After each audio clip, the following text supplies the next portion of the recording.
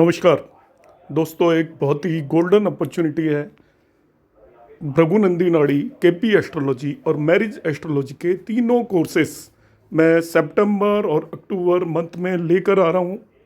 आप जल्द से रजिस्ट्रेशन करें और इस मौके को बिल्कुल भी ना चूकें।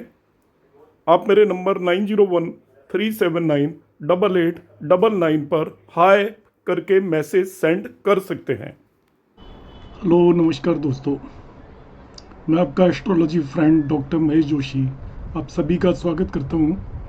एक और वीडियो में अब आप बात करेंगे हम कुछ कन्फर्मेटिव ज्योतिष सूत्र की। मैं फिर से रिट्रेट या रिपीट करता हूँ, उसी बात को दोहराता हूँ कि आप जब इन सूत्रों को लगाएं तो ये आप मानकर चलें कि ये सूत्र लगने वाले हैं। यदि कहीं नहीं लग पा रहे तो ये समझिए कि हम उन्हें प्रॉपरली लगाने में कामयाब नहीं हो पा रहे हैं। भावत भावम सिद्धांत को हमेशा माइंड के अंदर रखना है। एक भाव से दूसरे भाव के जो फल होते हैं वहाँ पर लग जाएगा, यदि वो लग्न से नहीं लग पा रहे तो।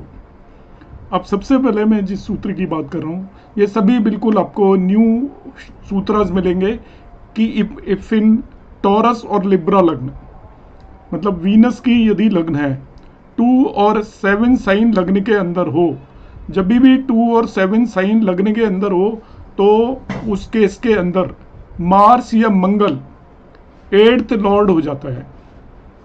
यदि 7 साइन भी लगने के अंदर है तो जैसे 2 साइन लगने के अंदर है तो 7th लॉर्ड यहाँ पर मार्स हो गया।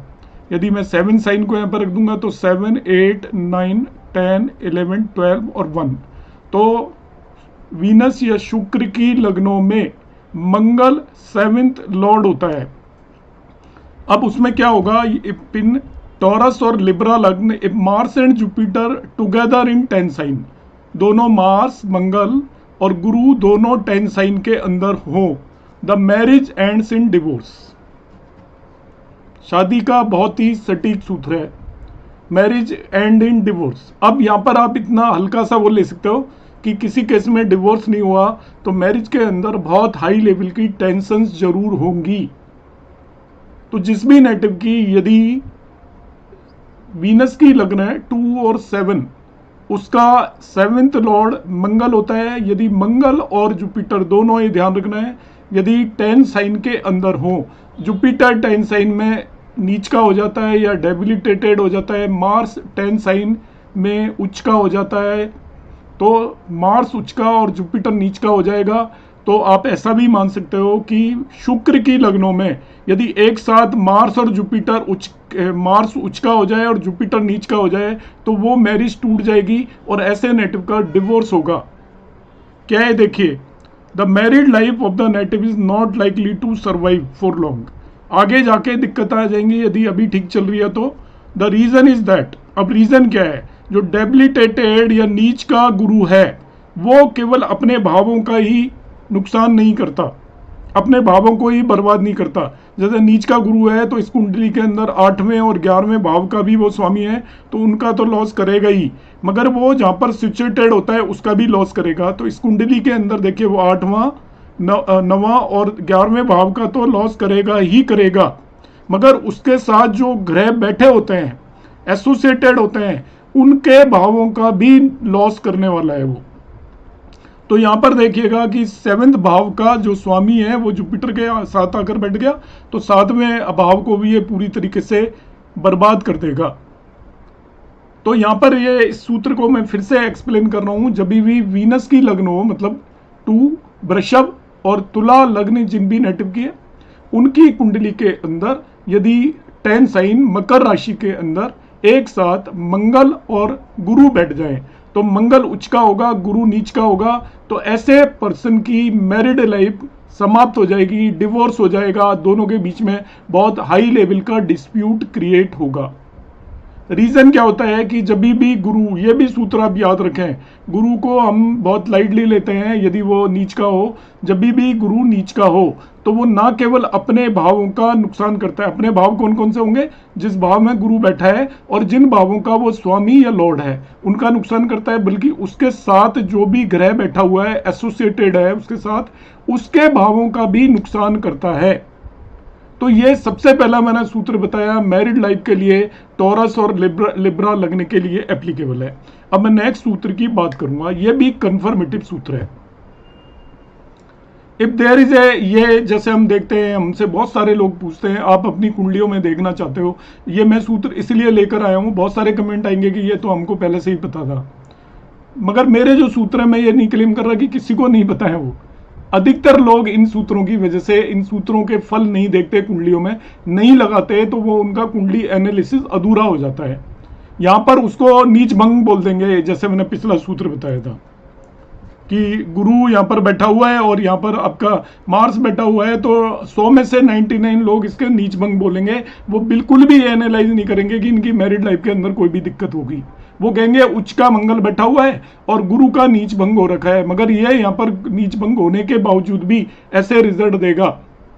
अब यहाँ पर देखते हैं कि ये सूत्र है एक्चुअली, जब हमसे कोई भी आकर यहाँ पर पूछे कि हमारा बच्चा बाहर फॉरेन में पढ़ने जाएगा कि नहीं, आज की डेट का बहुत ही करंट अफेयर्स है, ज्वलंत मुद्दा है। मेरे पास रोज 2 या 3 कुंडलियां आती हैं जिनमें वो पूछता है बाहर जाएगा कि नहीं, बाहर सेटल होगा कि नहीं। तो बाहर की एजुकेशन का एक कंफर्मेटिव सूत्र है, मतलब कॉम्बिनेशन कई बनते हैं, यही अकेला कॉम्बिनेशन नहीं है। सोचेंगे ये कॉम्बिनेशन नहीं है तो नहीं जाएगा, मगर ये बहुत ही कंफर्मेटिव सूत्र है। अब ऐसा भी हो सकता है कि आपका बच्चा फॉरेन लैंड में ना जाए, अपने घर से दूर कहीं जाके पढ़े, हॉस्टल में जाके रहे, वो भी एक कॉम्बिनेशन है। If there is a strong relation between 12th and 5th houses, 12वां भाव दूर का होता है, फॉरेन का होता है, 5वां भाव एजुकेशन का होता है। तो उसमें स्ट्रॉन्ग रिलेशन में क्या होगा, इधर there is an exchange between the lords of 2 houses, दोनों भावों के स्वामी एक्सचेंज में हो, और दे आर इन अपोजिशन और इन एसोसिएशन। अपोजिशन का मतलब वो दोनों एक दूसरे को एस्पेक्ट कर रहे हो, दोनों एक्सचेंज में हो, परिवर्तन कर रहे हो राशि, दोनों एक दूसरे को देख रहे हो, या दोनों एक साथ युति कर रहे हो। एसोसिएशन का मतलब PAC हो, उनके बीच में रिलेशन, दोनों एक साथ प्लेस्ड हो, दोनों एक्सचेंज हो, दोनों एक दूसरे को एस्पेक्ट कर रहे हो। The native studies in foreign country और at a distant place away from his birth place, और the native lives in a hostel during education. तो कॉम्बिनेशन बड़ा सिंपल है। एग्जाम्पल के लिए मेरे पास बहुत लोग कहते हैं कि एग्जाम्पल से बताएं, तो इस कुंडली में आप समझ लें, मैंने यहाँ पर लिखा नहीं है कि सपोज ये 12th लॉर्ड हो गया आपका मार्स और 5th लॉर्ड हो गया मरकरी।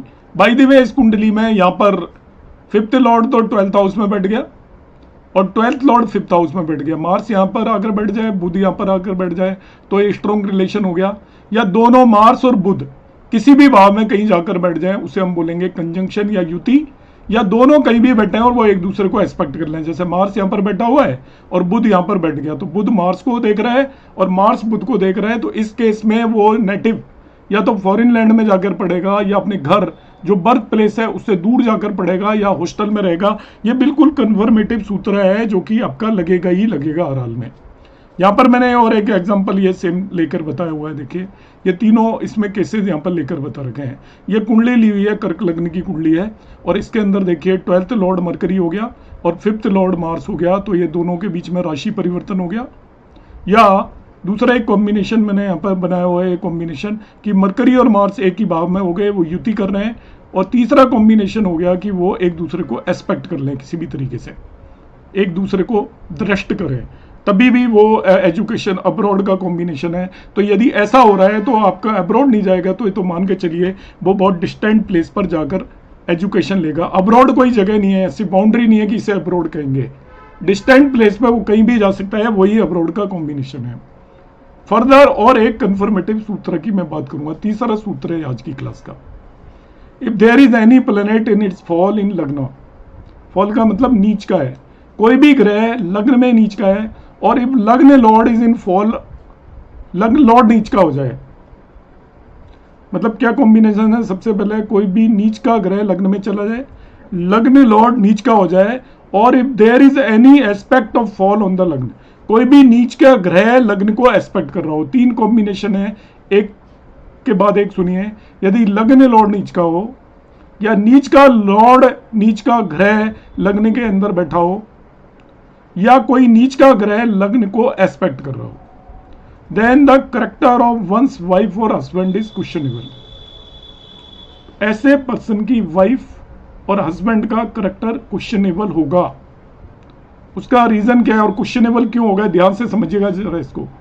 लग्न लॉर्ड नीच का हो गया, या लग्न में कोई नीच का ग्रह जाकर बैठ गया, या लग्न नीच का ग्रह लग्न को देख रहा है, तो उसकी लग्न कमजोर होगी। ऐसे पर्सन की हेल्थ से रिलेटेड इश्यूज होंगे। बहुत सारे लोग इसको एग्री नहीं करेंगे, मगर ऐसा होगा, हेल्थ से रिलेटेड इशू होंगे। तो हेल्थ से रिलेटेड इशू के केस में वो बेसिकली इस वजह से उसका जो भी लाइफ पार्टनर होगा, स्पाउस होगा, उसका करेक्टर थोड़ा ठीक नहीं माना जाएगा। तो आज की क्लास के लिए मैं केवल यही 3 कंफर्मेटिव सूत्राज रखूंगा। आप वीडियोस देखते रहिए, कमिंग क्लासेस में मैं और भी सूत्राज लेकर आऊंगा। नमस्कार, धन्यवाद, जय श्री राम।